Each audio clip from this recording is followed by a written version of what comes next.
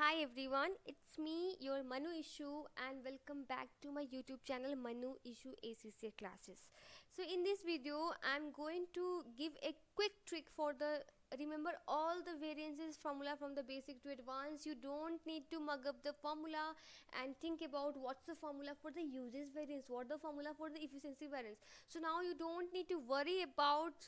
From the long time the student are asking, just please make a video on the variances formula, we are unable to solve the question of the variances.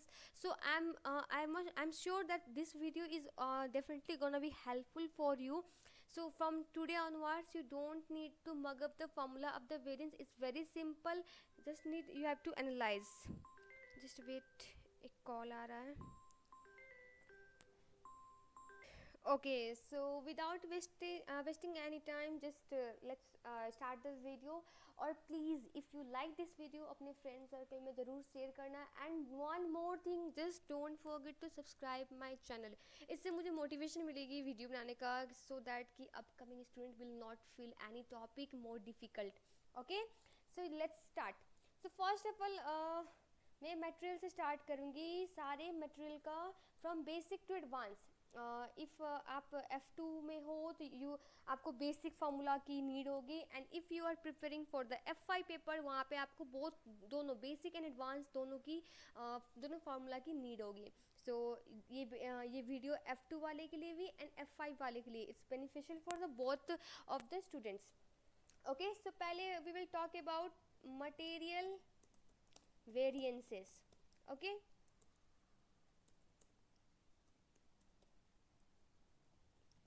Okay. So material variance में सबसे पहले एक चीज़ अब याद करना है आपको. मैं पहले बेसिक की बात करती हूँ. I will talk about the basic formula which gonna be helpful in F2. ठीक है, management accounting paper. So basic formula पहले, बेसिक फार्मूला. एंड ये F2 के लिए भी है, ओनली फॉर F2. नहीं, F2 as well as F5 के लिए, दोनों के लिए रिक्वायरमेंट है. ओके,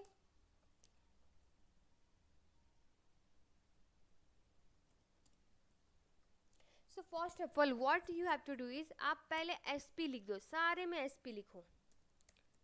आई मीन 3 कॉलम बनाओ. 3 नहीं, एक गैप छोड़ते हैं. ठीक है, सो लेट्स गैप छोड़ के यहाँ पे फिर SP. अब यहाँ पे लिखोगे आप छोड़ के यहाँ पर AP. ठीक है, 2 SP लास्ट में AP. इसके बाद में SQ डाल दो और यहाँ पे अब AQ डाल दो.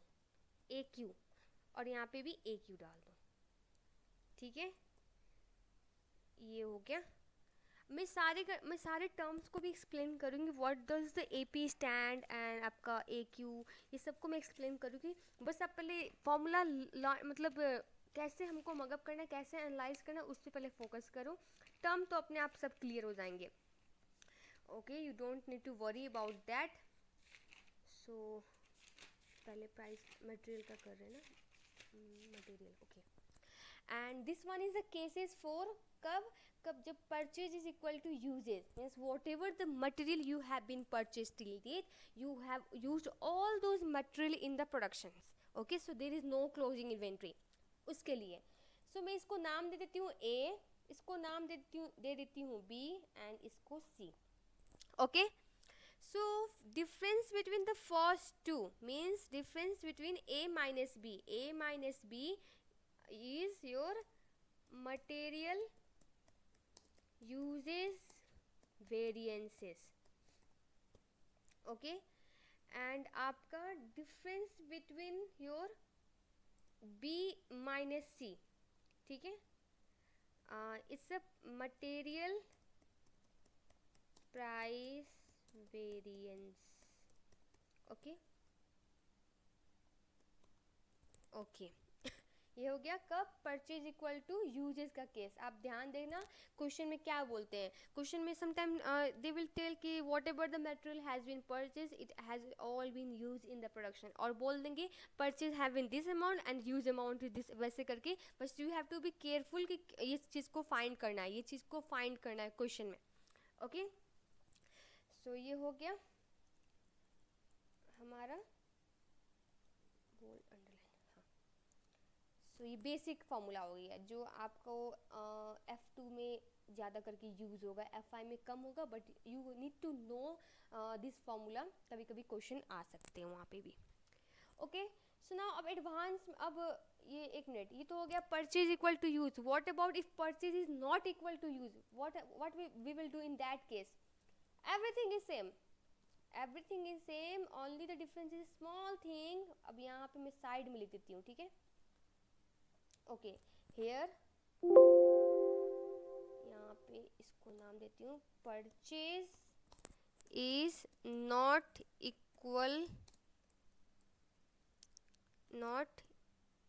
इक्वल टू यूजेस, तब का केस। अब यहाँ पे क्या करेंगे हम लोग, अब एक और SP लिखेंगे और एक और AQ डालेंगे, ठीक है। यहाँ पे एक और SP डालेंगे, एक और SP इंटू AQ एक और डालेंगे। ओके सो यहाँ पे जो आपका AQ होगा दैट विल बी यूजेस वाला AQ। यहाँ पे AQ इक्वल टू यूजेस वाला, what amount you have use. और यहाँ पे जो AQ होगा वो आपका परचेज वाला, what material you have been purchase, ठीक है। ये चीज़ ध्यान देना है। अब यहाँ पे सब चीज़ सेम, यहाँ पे इसको C मान देती हूँ एंड इसको D। अब यहाँ पे A minus B is obviously your material use and but C minus D is your material price. Everything is same, everything is same. हल्का सा चेंजेस क्या आया यहाँ पे AQ एंड AQ का। एक सेकेंड में इसको डब्बा डब्बा बना देती हूँ।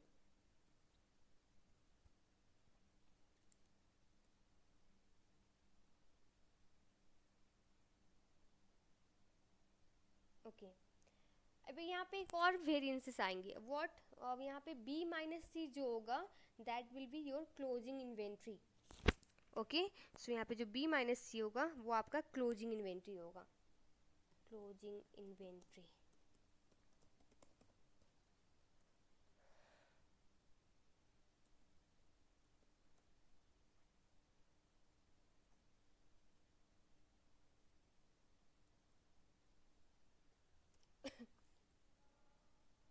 ये हो गया आपका बेसिक फार्मूला, ठीक है, that gonna be use mostly in the F2।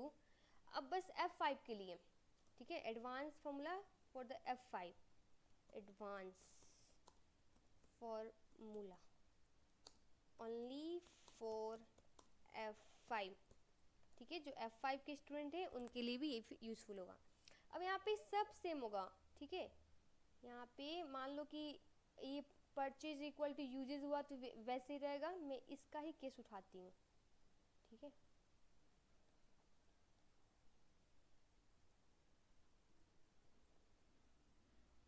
मैं इसको कॉपी किया and I will paste it over here. Okay so यहाँ पे पहले, अब यहाँ पे हम लोग को एक दो फॉर्मूला पढ़ना होगा। एक होगा आपका मिक्स एंड इल्ड, ठीक है। एंड मिक्स एंड इल्ड कैसे आएगा, यहाँ पे एक क्या ऐड करेंगे, SP into S mix. SP same ही रहेगा, बस S मिक्स ऐड होगा और कुछ नहीं। Now everything is same, no need to change is anything, ठीक है। सब सेम होगा, बस आपका जो purchase is not equal to जो फॉर्मूला था वहाँ के ये फर्स्ट एंड थर्ड के बीच, जो फर्स्ट दो था फॉर्मूला उसके बीच में SP into S mix add करना है। ओके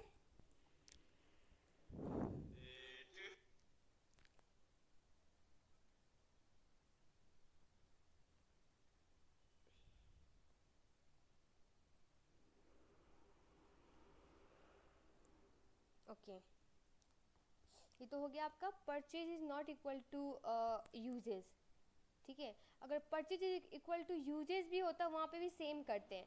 ये मैं दिखा देती हूँ, ये कॉपी कर देती हूँ और इधर पेस्ट कर देती हूँ।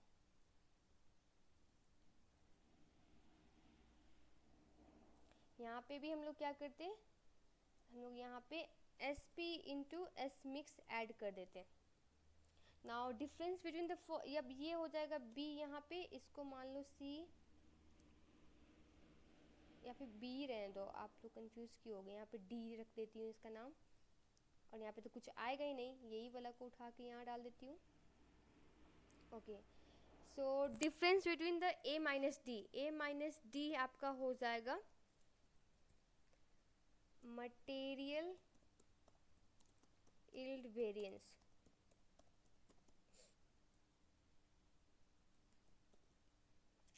एंड आपका D माइनस बी हो जाएगा मटेरियल मिक्स वेरिएंस, ठीक है। और B माइनस सी वो पहले का ही आपका मटेरियल प्राइस वेरिएंस ही होगा, ठीक है। नाउ खत्म। अब यहाँ पे देखो, यहाँ पे भी वही रूल्स, नथिंग गॉट चेंज, ठीक है।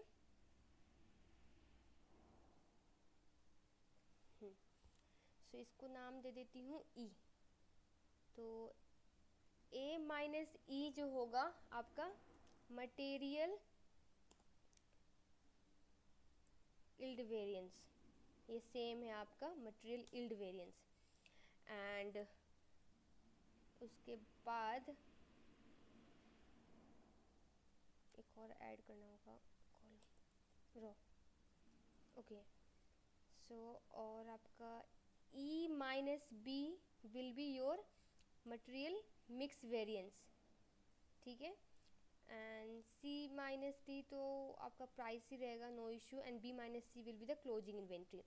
नाउ वन मोर थिंग, ठीक है, यूजेस वेरिएंस यहाँ पे सेम होगा, A माइनस बी आपका यूजेस वेरिएंस ही होगा, मटेरियल यूजेस वेरिएंस, ओके। यहाँ पे भी same cases, A minus B will be your material uses variance. Now you can see, अब A और B जब मटेरियल यूजेस वेरिएंस है और A और D यील्ड है एंड D एंड B आपका मिक्स है दोनों में, यहाँ पे भी A एंड E आपका यील्ड है एंड E एंड B आपका मिक्स है। So it means material uses variance को सब डिवाइड करेंगे, so there will be two more variances, that is the material yield variance and material mix variance. और material use variance is also the sum of material yield variance and material mix variance, okay। so I hope यहाँ तक clear हो सबको। ये तो हो गया material mix and yield का variance। now एक और formula आपको याद करना होगा, that is the planning and operational variances। so this is only for the F5 not for the F2, so don't worry F2 student, आपको सिर्फ बेसिक याद करना है, nothing else.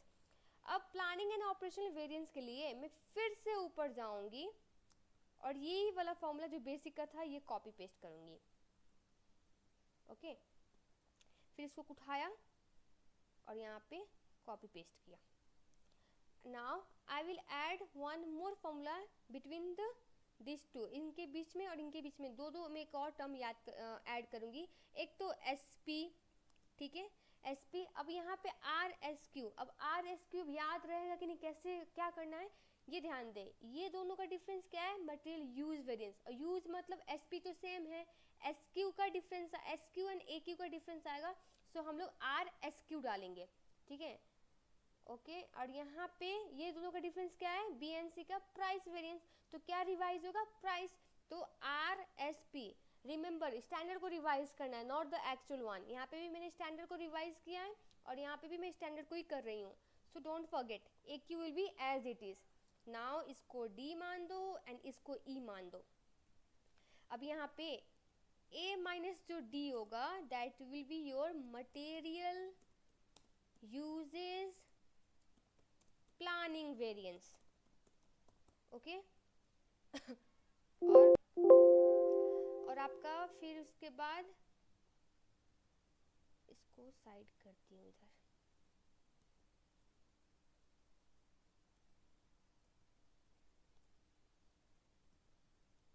Okay.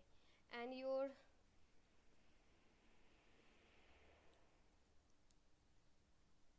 D minus B, ये आपका होगा मटेरियल यूजेज ऑपरेशनल वेरिएंस, ठीक है।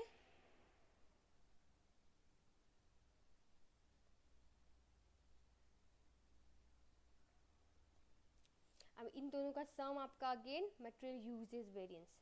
अब यहाँ पे बात करते हैं, so B minus E will be your material price planning variance, ठीक है, and E minus C equal to your material usage price operational variance, okay. So ये आपका मटेरियल के लिए हो गया, ओके। सो अब whenever you are going to judge the performance of the manager, just judge their performance on the basis of operational variance, not the planning, because planning आपका variance कब arise होगा, when the कोई factor which are beyond the control, जैसे कि price change हो गया material का क्योंकि वर्ल्ड में inflation बढ़ रहा है, so these are the factor which are not under your control, so वहाँ पे आपका planning variance आना ही है। ऑपरेशनल वेरिएंस मतलब अराइज कब होगा, when the factor are under your control. अब जैसे आपने प्रोडक्शन मिक्स चेंज किया है कि नहीं, तो उसके वजह से वेस्टेज हो सकता है, वेस्टेज होगा तो एडवर्स वेरिएंस आएगा, तो this manager is responsible because उसने ही ये चीज़ चेंज किया, ठीक है।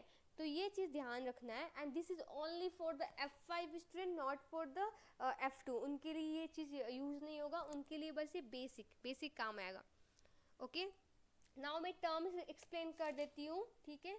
टर्म्स पहला है आपका SP, तो बेसिकली SP मतलब आपका यहाँ पे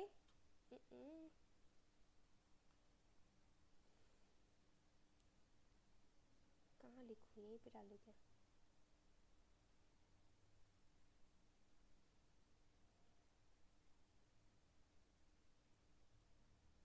ओके।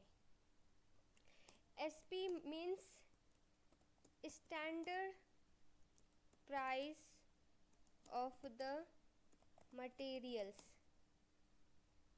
अब ये कैसे होगा पता है, इसका जो भी मतलब लाइक न्यूमेरिक डिजिट होगा that will be in dollar पर केजी, या फिर लिक्विड है तो लीटर, ठीक है। ये भी ध्यान देना है। अब SQ जो है इसमें दो पार्ट का मल्टीप्लिकेशन करके SQ आता है, पर इसको कैसे डिफाइन करते हैं, standard quantity required for the actual production, ठीक है। ये देखते हैं standard quantity required for the actual production, ठीक है। और इसका जो वैल्यू होगा, जैसे ऊपर में डॉलर पर केजी था और यहाँ पे आ जाएगा डॉलर, नहीं यूनिट पर केजी, यूनिट पर केजी,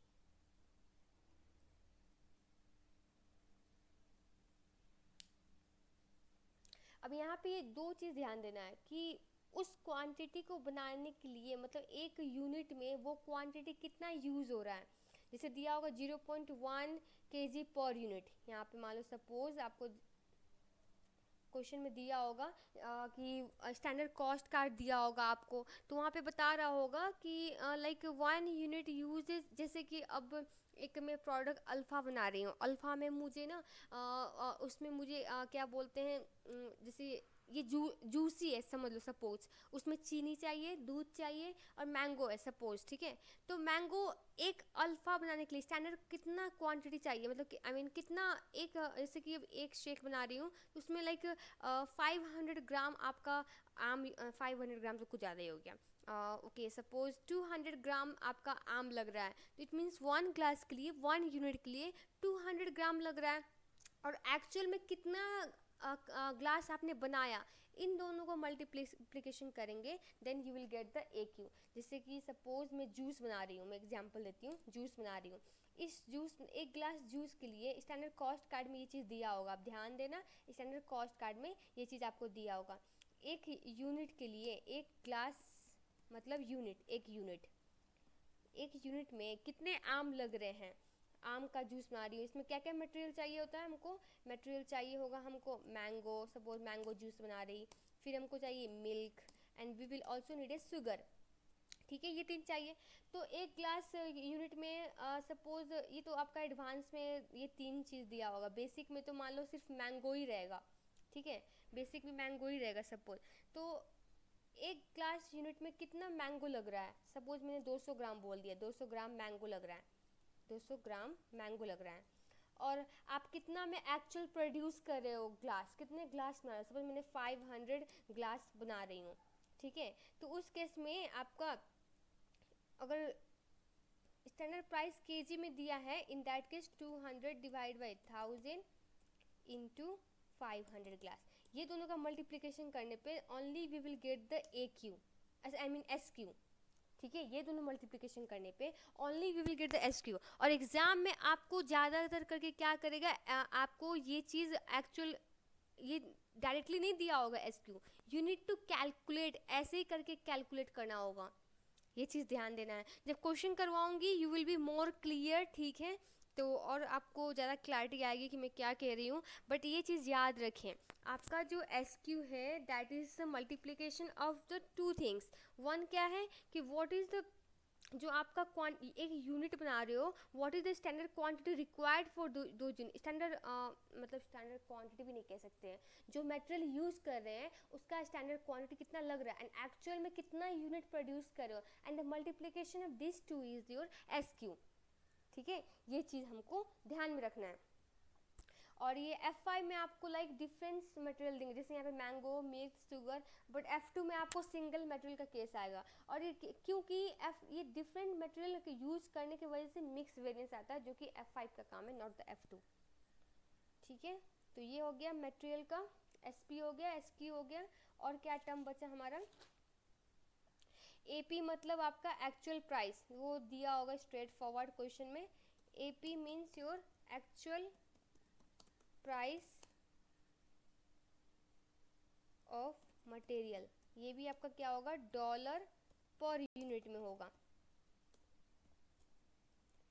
एंड AQ मतलब एक्चुअल क्वांटिटी, ये भी आपको दिया होगा क्वेश्चन में, no issue, actual quantity purchased. अगर यूज का केस है, डिफरेंट यूज अमाउंट, वो भी दिया होगा आपको। सो ये आपका टर्म से टर्मिनोलॉजी है। ठीक है, और मैं इसको थोड़ा स्पेसिफाई कर देती हूँ, SQ को कैसे और लिख सकते हैं। यहाँ पे दिया होगा standard material required to produce 1 unit, एक यूनिट बनाने के लिए कितना मटेरियल लग रहा है, and multiply with by actual unit produce.